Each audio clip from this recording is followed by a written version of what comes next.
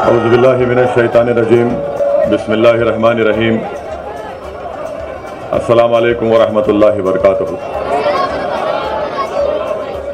शह नशीन पर तशरीफ़ फरमा हज़रत मौलाना मुफ्ती इस्माइल साहब, रुकन असम्बली मालेगांव महाराष्ट्र मजलिस इत्तेहादुल मुस्लिमीन, जनाब साबिर भाई साहब, सदर गुजरात मजलिस इत्तेहादुल मुस्लिमीन, हैदराबाद के रुकन असम्बली फरुसैन मेराज साहब, साबिक़ा रुकन असम्बली महाराष्ट्र जनाब वारिस पठान साहब, मुअज़्ज़िज़ उलमाए कराम, मशाइख़ीन उज़्ज़ाम, मेरे अज़ीज़ दोस्तों और बुज़ुर्गों, मेरे गयूर नौजवान साथियों, मैं आप तमाम का दिल की गहराइयों से शुक्रिया अदा करता हूँ कि आप तमाम ने अपना कीमती वक्त निकाल कर आज के इस मजलिस इत्तेहादुल मुस्लिमीन के जलसे में शिरकत की। मैं आपका शुक्रिया अदा करता हूँ और अल्लाह से दुआ करता हूँ कि अल्लाह सुब्हाना व तआला आपके दिलों में जो अल्लाह ने अपने फजल से मजलिस इत्तेहादुल मुस्लिमीन के लिए जो मोहब्बत पैदा की, ये मोहब्बत अल्लाह सुब्हाना व तआला इसको कायम और दायम रखे। और इंशाअल्लाह ताला आपका यहाँ पर हज़ारों की तादाद में जमा होना, मुझे यकीन है कि वडगाम की सरजमीन पर एक नया सियासी इनकलाब लिखा जाएगा इंशाअल्लाह। मेरे अज़ीज़ दोस्तों और बुज़ुर्गों, आपने अभी मुफ्ती इस्माइल साहब से बसीरत अफरोज़ खिताब सुना, फिर साबिर भाई साहब ने अपने एहसासात को आपके सामने रखा और फिर वारिस पठान साहब ने गुजराती में और उर्दू में अपने जज्बात को आपके सामने रखा।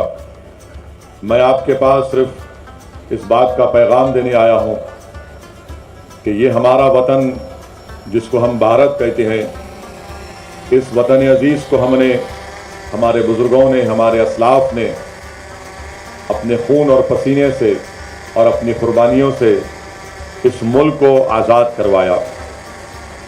और इस मुल्क की आज़ादी में जहाँ पर हमारे बुज़ुर्गों ने अपना सब कुछ कुर्बान किया, वहीं पर तारीख़ गवाह है कि हमारे बुज़ुर्गों ने माल्टा की जेलों में तकालीफ़ उठाई, अंग्रेज़ों के जुल्म का शिकार होना पड़ा, अपने घर बार को उनको छोड़ना पड़ा, तभी जाकर इस मुल्क को आज़ादी मिली। मेरे अज़ीज़ दोस्तों और बुज़ुर्गों, मुल्क आज़ाद होने के बाद संविधान बनाया गया और उस संविधान में इस बात की इजाज़त दी गई कि हमको ना सिर्फ इज़्ज़त दी जाएगी बल्कि हमको भारत के संविधान के तहत हमको अपने मज़हब पर, अपनी तहज़ीब पर चलने की मुकम्मल आज़ादी दी गई।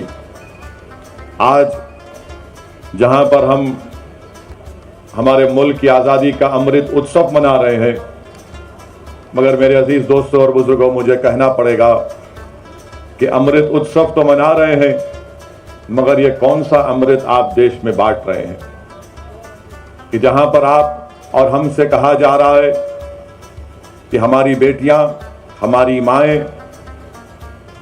हमारे घर की हमारी बीवी अगर वो अपने पसंद से हिजाब पहनना चाहती है तो हमसे कहा जा रहा है कि नहीं, हिजाब नहीं पहन सकते। अगर वो हिजाब पहनकर पढ़ना चाहती हैं तो हमारी बेटियों से कहा जा रहा है कि अगर तुमको पढ़ना है तो तुम हिजाब उतार कर पढ़ो, और हिजाब को जिहाद से जोड़ दिया गया। आप बताइए मेरे अजीज दोस्तों और बुजुर्गों, हिजाब पहना भारत के संविधान के तहत जो आर्टिकल है 29 के तहत हमको इजाजत है कि अपने कल्चर पर चलें। सुप्रीम कोर्ट का फैसला है कि कौन क्या खाता है, अपने घर में क्या पहनता है, वो उसका बुनियादी हक है, फंडामेंटल राइट है, मगर उस पर सवाल उठा रहे हैं। फिर बात हिजाब पर ख़त्म नहीं हुई, अब आ गई बात हलाल गोश्त पर भी बात आ गई कि नहीं, हलाल गोश्त नहीं खा सकते, बल्कि हलाल गोश्त से कह रहे हैं कि उस पर पाबंदी लगा दो। फिर वहाँ पर इक्तफा नहीं किया तो बात अब बढ़कर आ गई कि अगर मुसलमान अपनी काबिलियत और अपनी मेरिट के ऊपर नौकरी हासिल करता है तो उसका नाम दे दिए जॉब जिहाद का नाम दे दिए। अगर हम अपने पैसों से जमीन खरीद के घर बनाते हैं तो कहा जाता है ये लैंड जिहाद है। आप बताइए, हिजाब को जिहाद से, हलाल को जिहाद से, घर को जिहाद से, नौकरी को जिहाद से, हर चीज को मुसलमानों के ताल्लुक से वतन अजीज में एक नफरत की फिजा पैदा की जा रही है। हमारे हिंदू भाइयों को यह पैगाम दिया जा रहा है कि इस देश पर अगर खतरा है तो मुसलमानों से है। मैं आपके दरमियान में खड़े होकर ये बात साफ और वाज़े अल्फाज में कह रहा हूं कि इस देश पर अगर खतरा है तो गांधी के कातिलों से खतरा है। इस देश पर अगर खतरा है तो नाथूराम गोडसे को अपना हीरो मानने वालों से, इन जालिमों से खतरा है। मगर इस पर बात नहीं होगी। गोडसे के भक्त आज ये नफरत की फिजा भारत में पैदा कर रहे हैं। आज आप देख रहे हैं कि जब मैंने हिजाब के मसले को उठाया तो उत्तर प्रदेश के विधानसभा के चुनाव चल रहे थे तो मुझ पर तनकीद की गई कि वैसी तुमने उत्तर प्रदेश में हिजाब के मसले को क्यों उठाया। मेरे अजीज दोस्तों और बुजुर्गों, मैं हुफ़ाज़ किराम के दरमियान में खड़े होकर लबकशाई कर रहा हूं। मैं उलमाए किराम के दरमियान में खड़े होकर बोलने की जुर्रत कर रहा हूं। मैं सियासत के मदरसे का तालिब इल्म हूं और सियासत सीखने की कोशिश कर रहा हूं और सियासत का तालिब इल्म होने की बुनियाद पर मैं ये कह सकता हूं कि हर चीज इस्लाम दुश्मन ताकतें ये देखती हैं कि मुसलमानों को मुल्क के एक हिस्से में चुमटी लेकर देखो, तनकीद करके देखो, इनको हिलाकर देखो, इनका रद्द अमल क्या होगा। जब मैंने हिजाब के खिलाफ आवाज उठाई और कहा कि हिजाब हम पहनेंगे, हमारी बेटी, हिजाब हमारा बुनियादी हक है, अगर आज हिजाब पर खामोश हो जाओगे तो कल कहेंगे दाढ़ी बहुत लंबी है, कम कर लो। हमारी दाढ़ी पर बोलेंगे, उनकी दाढ़ी पर नहीं बोलेंगे। कल कहेंगे कि नहीं टोपी बड़ी ठीक नहीं है, टोपी उतार लो। तो ये कोशिश जो मुल्क में की जा रही है वो क्या है? तनकीद करने वालों करो मुझ पर तनकीद, मगर हिजाब को क्यों टारगेट किया जा रहा है? क्योंकि मुसलमानों का कल्चर उनसे छीन लिया जाए, मुसलमानों की तहजीब को उनसे छीन लिया जाए।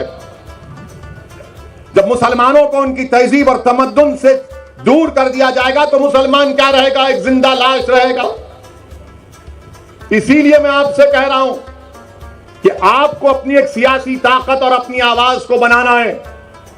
मैं आपको खुलकर कह रहा हूं, याद रखो मेरी इस बात को आप, कि हम हुकूमत को नहीं बदल सकते, मगर हम अपने वोट से हमारे दलित भाइयों को और हमारे सेकुलर रखने वाले हिंदू भाइयों को साथ लेकर अपनी पार्टी के नुमाइंदों को कामयाब करके गुजरात की विधानसभा भिजा सकते हैं, ताकि वो गुजरात की विधानसभा में खड़े होकर आपके इंसाफ का मुतालबा कर सके, आपकी आवाज बन सके, आपके तालीम के मसलों को उठा सके, आपकी जिंदगी और मौत और हयात के फैसले जहां पर हो रहे वहां पर आपकी आवाज को रख सके। इसीलिए मैं आपसे अर्ज कर रहा हूं कि सियासी ताकत को पैदा करिए, सियासी नुमाइंदों को कामयाब करिए। तनकीद करने वाले तनकीद करते रहेंगे, मगर मैं दलाइल के साथ अपनी बात को हमेशा रखता आया हूं और आज भी रखने की कोशिश करूंगा। मेरे अजीज दोस्तों और बुजुर्गों, आज आप देख रहे हैं कि ज्ञानवापी मस्जिद का मसला उठा दिया गया।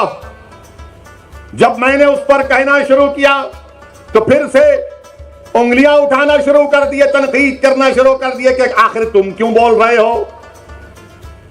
तो फिर आप बोलो ना, जो मुझे खामोश रहने के लिए कह रहे हैं, आप क्यों नहीं बोलते? हिजाब के मसले में आपको बोलना चाहिए था, आप नहीं बोले। हलाल गोश्त का मसला आपको बोलना था, आप नहीं बोले। नौकरियां मिल रही है नौजवान मुसलमान को तो कहा गया जॉब जिहाद, आपको बोलना चाहिए था, आप नहीं बोले। अब मस्जिद का मसला आया तो हम जब दलाइल के साथ मस्जिद की बात करते हैं तो कहते हैं तुम क्यों बोल रहे हो?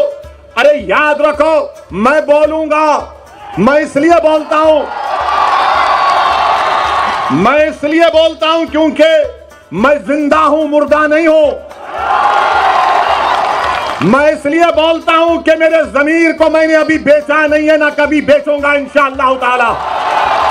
मैं इसलिए बोलता हूं कि मैं सिर्फ अल्लाह से डरता हूं, किसी मोदी से, योगी से नहीं डरता हूं। मैं इसीलिए बोलता हूं क्योंकि भारत का संविधान जिसको बाबा साहिब अंबेडकर ने बनाया, मुझे फ्रीडम ऑफ एक्सप्रेशन की इजाजत है और मैं खुलकर अपनी बात को रखना चाहता हूं। हां, तुमको अगर मेरी बात पसंद नहीं आती है तो अपने कान में उंगलियां रख लो, मगर तुम मेरी जबान को बंद नहीं कर सकोगे। तो याद रखिए, अगर आज आप ये सोच कर आए कि हम इसका भाषण सुनेंगे, तो मैं आपसे अपील कर रहा हूं कि मैं कोई खव्वाल नहीं हूं, कोई गाने वाला नहीं हूं कि आप मेरी आवाज को सुनकर वाह वाह हासिल करने में नहीं आया हूं। मैं इसलिए आया हूं और आता रहूंगा वडगाम को कि आप इस सरजमीन पर अपने एक सियासी लीडर को पैदा करिए, अपनी क़यादत को मजबूत करिए गुजरात में। मेरे अजीज दोस्तों और बुजुर्गों, मस्जिद का मसला आया। मस्जिद तो मेरी है ना, मस्जिद तो मेरी है। और ज्ञानवापी मस्जिद के बारे में टीवी चैनल पर बहुत शाम में 6 बजे, रात में 9 बजे बैठकर ये बहुत दर्ज देते हैं। ये हमको सिखाते हैं मस्जिद क्या है क्या नहीं है। मकसद क्या है कि बीजेपी को और तमाम इन पार्टियों को ये लोग बचाने का काम करते हैं। ज्ञानवापी मस्जिद क्या है? 1991 में हाई कोर्ट ने स्टे दे दिया, तो आप अक्टूबर 2021 में जाते हैं, वही मुतालबा करते हैं। लोअर कोर्ट फैसला देता, मैंने कहा उस फैसले की मैं मुखालिफत करता हूं, तो ये लोग डराते हैं मुझको। आप कैसे कोर्ट के खिलाफ बोल सकते हैं? बोल सकते हैं कोर्ट के खिलाफ, इज्जत से इख्तलाफ कर सकते हैं। भारत है, कोई नॉर्थ कोरिया का सरबरा यहां का प्रधानमंत्री नहीं है।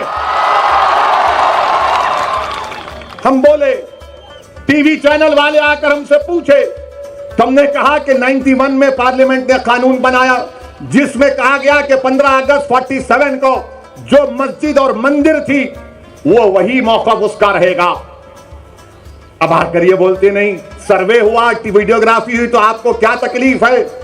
हमको तकलीफ इस बात की है कि भारत के संविधान को कमजोर किया जा रहा है, सुप्रीम कोर्ट के फैसले को नजरअंदाज कर दिया जा रहा है।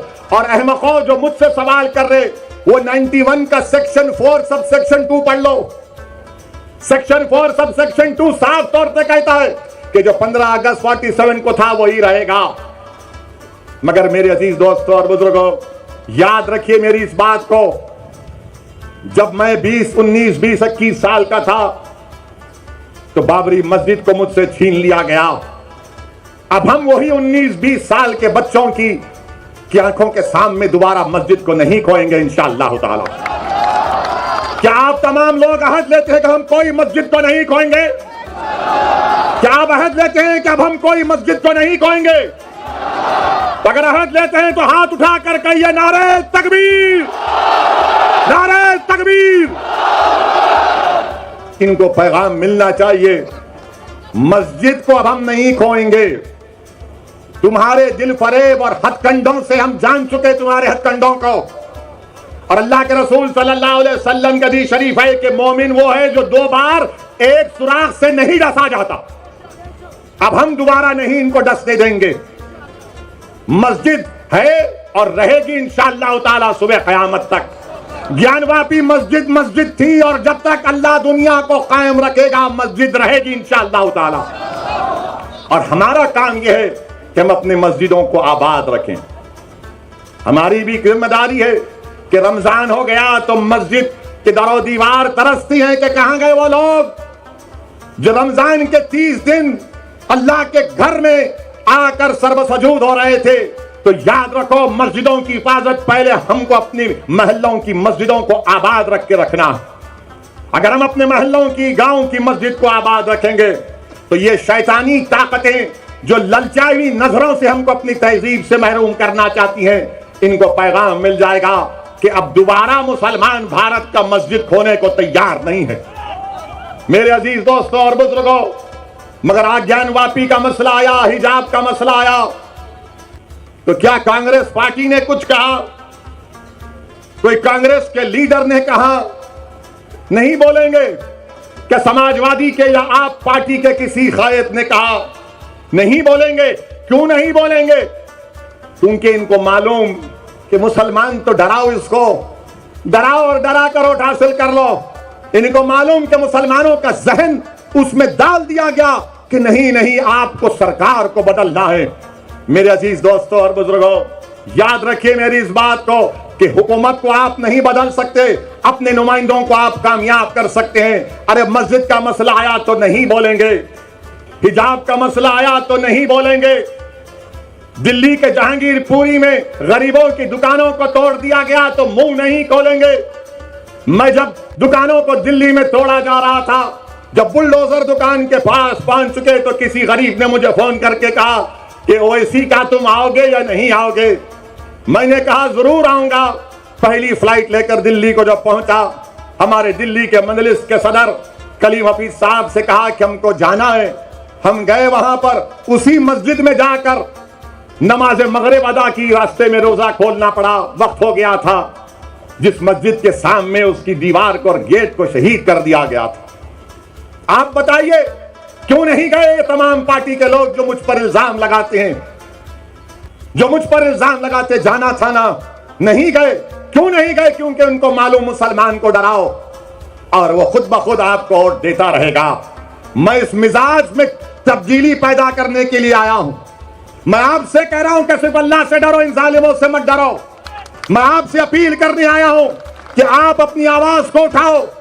अगर मुल्क में ये तमाम हालात पैदा हो रहे हैं तो उसका मकसद क्या है कि भारत के मुसलमानों को डराया जाए, उनको खामोश कर दिया जाए और उनको मुसलमान सिर्फ उनकी घर तक रखा जाए और बाहर में मुसलमान के कोई मजारे ना करे। मैं आपसे अपील कर रहा हूं कि हम घर में भी मुसलमान बनकर रहेंगे, बाहर भी मुसलमान बनकर रहेंगे। हालात कुछ भी होंगे मगर हम डर कर मायूस हरगिज नहीं होंगे। हम डर कर अपने घर में नहीं बैठ जाएंगे, हिकमत के नाम पर बुज़दिली के मजारे नहीं करेंगे। मैं आपसे ये नहीं कह रहा हूं कि तशद्दुद पर आ जाओ, मैं आपसे ये कह रहा हूं कि अपने हौसलों को बुलंद रखो।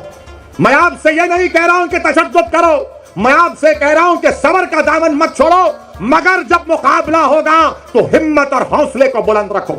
और मुकाबला जमहूरियत के दायरे में रहकर होगा, मुकाबला जमहूरियत के दायरे में रहकर होगा। हम पीठ नहीं दिखाएंगे, सीना तान कर अपने हक के लिए लड़ेंगे। यह भारत का संविधान हमको इस बात की इजाजत देता है मेरे अजीज दोस्तों और बुजुर्गों।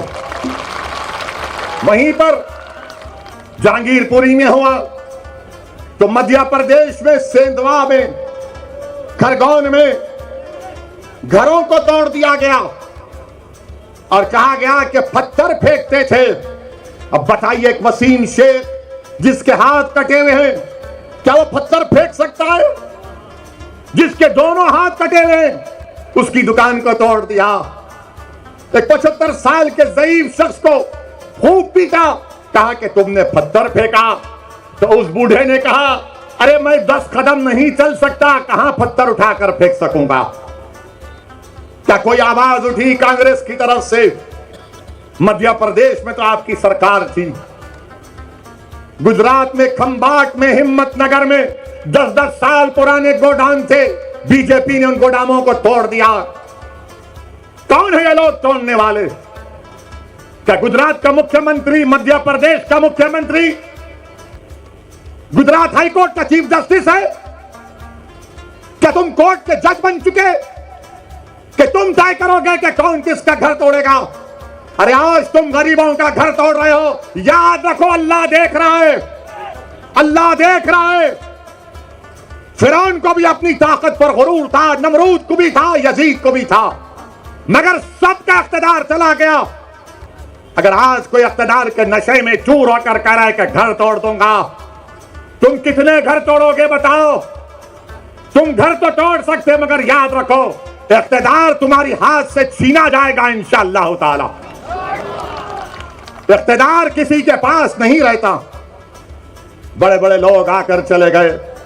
जब अलेक्जेंडर दुनिया से जा रहा था, जिसने आधी दुनिया को फतेह किया, तो उसने एक वसीयत की थी कि जब तुम मेरे जनाजे को लेकर जाओगे तो मेरे हाथ को खुले रखना। लोगों ने पूछा अलेक्जेंडर द ग्रेट इसमें क्या हिकमत है? तो उसने कहा कि जिसने आधी दुनिया को फतेह किया, मैं पैगाम ये देना चाहता हूं कि मैं जब दुनिया छोड़ के जा रहा हूं तो मेरे हाथ खाली हैं, मेरे हाथ में कुछ भी नहीं। तो याद रखो जुल्म करने वालों, जुल्म को रोको। उस खरगोन में, बल्कि उत्तराखंड, खरगोन और उत्तराखंड में हमारी एक मां ने कहा, क्या कहा उस मां ने? मैं बार बार जब उसका वीडियो देखता हूं तो मेरे रोंगटे खड़े हो जाते। हमारी उस मां ने कहा कि मैं सब्र कर लूंगी, अल्लाह नहीं करेगा इंशाअल्लाह। उस मां ने कहा कि मैं सब्र कर लूंगी, अल्लाह नहीं करेगा। और मैं आपसे अपील कर रहा हूं कि अल्लाह पे तवक्कल करो, जिद्दोजहद करो मेरे भाई, मेरी मां और बहनें, जिद्दोजहद करो। सूरह आल इमरान में अल्लाह फरमा रहा है कि सब्र करो, कमर बस्ता हो जाओ और सिर्फ अल्लाह से डरते रहो। हमको जिद्दोजहद करना है। अगर आप समझेंगे नहीं कांग्रेस पार्टी है, ये कांग्रेस पार्टी है क्या? मुझे बताओ, आप है क्या कांग्रेस पार्टी? बताइए। उनके मोहतरम बेचारे हर थोड़े दिन को कहीं ना कहीं गायब होकर निकलते। आखिर है क्या कांग्रेस पार्टी? लोग हम पर इल्जाम लगाते हैं कि ओवैसी के आने से गुजरात में ऐसा हो जाएगा, ओवैसी मजलिस के आने से वो बीजेपी को फायदा हो जाएगा। मैं कांग्रेस पार्टी से पूछना चाह रहा हूं, आपने गुजरात में आखिरी मर्तबा सरकार कब बनाई थी?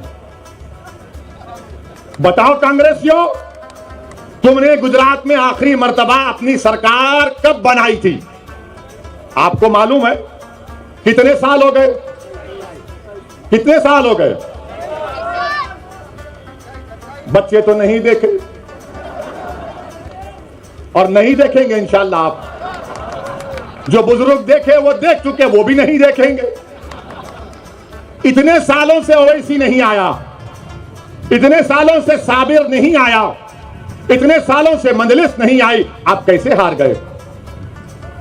कैसे हार गए? क्या मेरे अजिन्नात आकर आपको बोले कि बीजेपी को वोट डालो? क्या मुफ्ती इस्माइल के मौकिल आकर आपको बोले? फिर कैसे आ रहे आप? इसका कोई जवाब नहीं है इनके पास। मगर अब जब आ रहे हैं तो कह रहे हैं देखो हमारे खाली 3 एमएलए हैं, तुम क्यों आए? आप भीख मांग रहे क्या मेरे से? 3 आपके एमएलए हैं, अगर मंजलिस उसको 12 कर देगी तो आपका ही फायदा है ना इंशाअल्लाह ताला मंजलिस के। हम 3 नहीं चाह रहे, हम बढ़कर चाह रहे हैं, हम अपना हिस्सा चाह रहे हैं।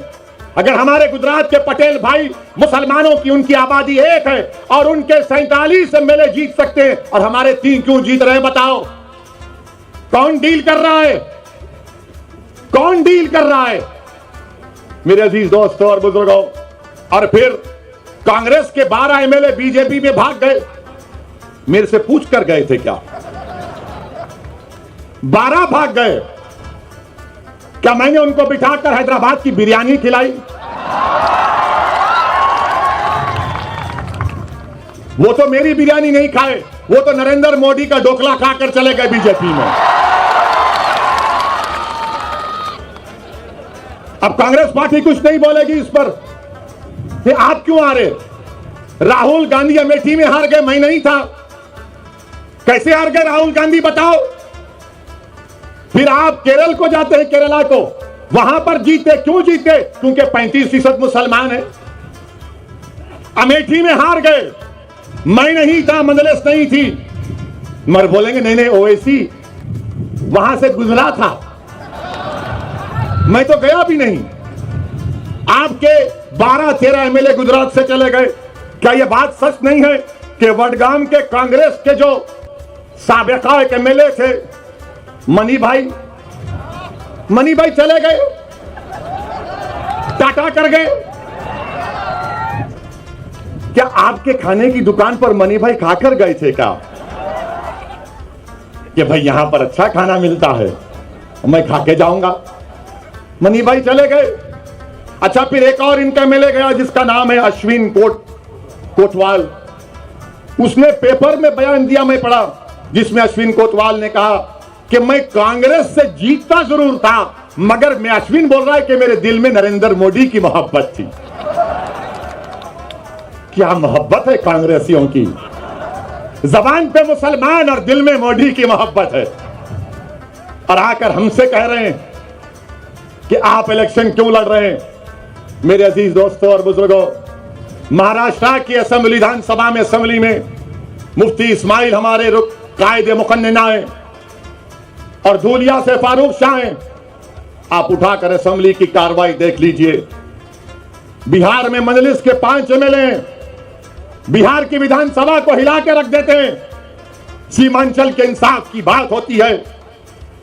ये 3 जो जीत के गए, कितने बार मुंह खोला तुमने, कितने बार तुमने हक और इंसाफ की बात की। भारत की पार्लियामेंट में 540 की लोकसभा है, सिर्फ 2 रुकने लोकसभा है मजलिस के, मेयर इम्तियाज जलील साहब। अब जब दोनों में से कोई एक खड़ा हो जाता है 5-6 मिनट के लिए बोलने के लिए, तो बीजेपी के 300 एमपी खड़े हो जाते हैं। क्या बोलेगा सुनने के लिए। हम सिर्फ 5-6 मिनट बोलते हैं, 5-6 मिनट, और सब खड़े हो जाते हैं। कौन नरेंद्र मोदी के सामने एनपीआर एनआरसी के कानून को फाड़ दिया? क्या कांग्रेसियों ने पढ़ा था? अमित शाह बैठे हुए हैं। मैंने कहा यह कानून काला कानून है, मैं नहीं मानता, इसको फाड़ूंगा। आपने भी यहां पर वडगाम में एनपीआर एनआरसी के खिलाफ एहतजाज किया, मैं आपको सलाम करता हूं। अल्लाह आपकी उस कुर्बानी को कबूल करे। 250 लोग जेल को गए। दिल पर हाथ रखकर बोलो, क्या कांग्रेस ने कहा कि तुमको छोड़ना चाहिए जेल से? दिल पर हाथ रखकर कहो कि जब 250 लोग एनपीआर एनआरसी में वडगाम के उसमें जेल में गए तो क्या कांग्रेसी बोले? तब बोली कांग्रेस। जब पट्टीदारों के लोग जेल में थे तो कांग्रेस ने कहा छोड़ो और केस को वापस लो। मगर जब वडगाम का मुसलमान जेल में था तो तुमको पट्टीदार की जबान और उनसे मोहब्बत और हमारे से मोहब्बत नहीं। यह फर्क है, याद रखो आप। यकीनन बीजेपी को हराना है। कौन कह रहा है नहीं हराना है? हम ही तो लड़ रहे हैं बीजेपी के खिलाफ। पार्लियामेंट में हर चीज में मजलिस मुखालिफत करती है। ट्रिपल तलाक का कानून आया तो मजलिस ने मुखालिफत की। एनपीआर एनआरसी का कानून आया, मजलिस ने कानून की कॉपी को फाड़ा। यूएपीए का कानून आया, हमने मुखालिफत की, कांग्रेस ने तायीद की। क्या कांग्रेस ने अमित शाह के लाए हुए तरमीमी बिल की तायीद नहीं की? तायीद की। और आज आप हम पर उंगलियां उठाते हैं।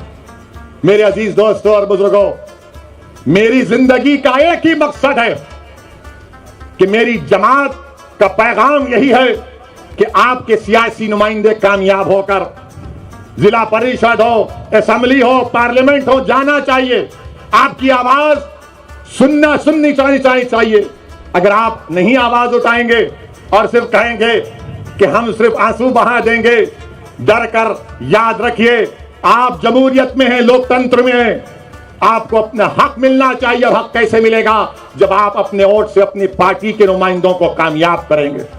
मेरे अजीज दोस्तों और बुजुर्गों, यही मजलिस इत्तेहादुल मुस्लिमीन का पैगाम है। अब मुझे किसी ने पूछा कि ये ज्ञान वापी के नीचे क्या देखना चाह रहे, ताजमहल के नीचे क्या देखना चाह रहे, कुतुब मीनार के नीचे क्या देखना चाह रहे? तो सोशल मीडिया पर मैंने ये पढ़ा, मेरे को नहीं मालूम, वल्लाहु आलम।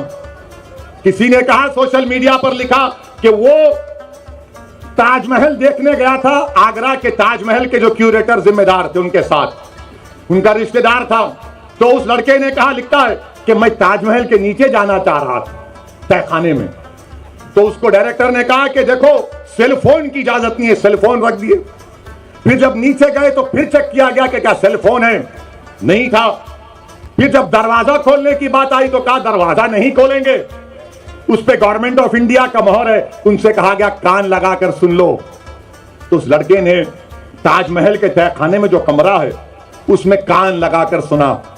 और वो खुद सोशल मीडिया पे लिख रहा है कि उसने बड़ी खूबसूरत इंसान की आवाजें सुनी। उसने बड़ी खूबसूरत इंसान की आवाजें सुनी। और वो क्या कह रहे थे ताजमहल से कि चौकीदार को बोलो नौकरियां नहीं है नौजवानों के पास। चौकीदार को बोलो कि पेट्रोल की कीमतों को कम करें। आवाज, सुरीली आवाज आ रही थी कि चौकीदार से बोलो कि महंगाई बहुत बढ़ गई, कम करो। और फिर बाद में आवाज आई कि चौकीदार चोर भी है। ये मैं नहीं, वो तो लिखा है। मुझ पर केस नहीं बुक कर सकते आप, सोशल मीडिया में आया है। ताजमहल के तहखाने में क्या है? अमा यार, हमारे घर में चिराग नहीं जल रहा है गरीबों के, तुमको ताजमहल के तहखाने की फिक्र है, कुतुब मीनार की फिक्र है, तुमको हर चीज की फिक्र है, मगर भारत के गरीबों की फिक्र नहीं। देश के प्रधानमंत्री को अय्यूब पटेल की बेटी की तकलीफ को देखकर देश के प्रधानमंत्री भावुक हो जाते, मगर खंबाट और हिम्मतनगर में उन गरीबों को जो धूप में आज अपनी जिंदगी गुजार रहे हैं, जिनके घरों को तोड़ दिया गया, देश के प्रधानमंत्री, क्या आपके आंख में आंसू नहीं आएंगे? क्या आपके आंख में आंसू सिर्फ टीवी कैमरा को देखकर आएंगे? मेरे अजीज दोस्तों और बुजुर्गों, ये भारत की हकीकत है। कब तक है परमिशन? हाँ ठीक है, ठीक है, कोई बात नहीं है। हाँ नहीं नहीं, 10 बजे खत्म करेंगे, क्योंकि अभी थोड़ा बाकी रखेंगे ना। मैं फिर आऊं ना, मत आऊं, फिर आना पड़ेगा ना मुझे। आप तमाम लोग हमारा साथ देंगे ना? आप तमाम लोग वडगाम से मजलिस को कामयाब करेंगे इंशाअल्लाह। जरा हाथ उठाकर बोल दीजिए। मेरे अजीज दोस्तों और बुजुर्गों, मैं आपसे सिर्फ इतना ही कह रहा हूं कि अपनी सियासी आवाज को बनाइए। मेरी जिंदगी का, आपकी जिंदगी का कोई भरोसा नहीं है। जब हम उत्तर प्रदेश में थे तो 6 गोलियां चलाई गई, अल्लाह का करम था, बच गए। तो ये जालिम बोले नहीं, नीचे क्यों चलाए? तो मेरे प्यारे, कभी तुम अपने घर में खुद अपनी बीवी को बोलो कि बेगम मैं गाड़ी में बैठता हूं, जरा मेरे पैर के करीब मार के दिखाओ। एक पटाखा इनको फुटता है तो रात भर नींद नहीं आती। तो बहरहाल अजीज दोस्तों और बुजुर्गों, आपका तहे दिल से शुक्रिया कि आप तशरीफ लाए। मैं आपको सलाम करता हूं और आपसे वादा कर रहा हूं कि वडगाम को फिर से आऊंगा और आपके किसी एक दुकान में बैठकर खाना भी खाऊंगा। अस्सलाम वालेकुम रहमतुल्लाहि व बरकातहू।